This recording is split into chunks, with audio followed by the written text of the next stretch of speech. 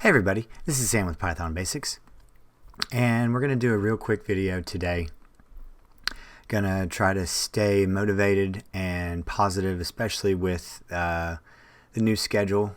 Like I said, 100% effort with whatever you're working on. So if you need a break, take a 100% break. You want to be motivated, set a schedule, set a break, don't meander. I remember when I was first learning, there was no structure. So make sure that this weekend you take time, you're motivated, it's structured. So if you're going to relax, relax.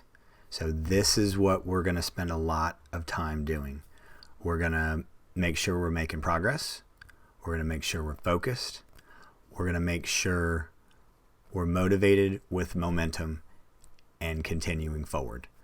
That's what we're going to be focused on. And that's it. Nothing else. So, as always, guys, thanks for watching. Real quick video today. We're just going to keep it going. Have a good weekend, and we'll pick up where we left off. Bye, guys. Hey, guys. Thanks for joining us today.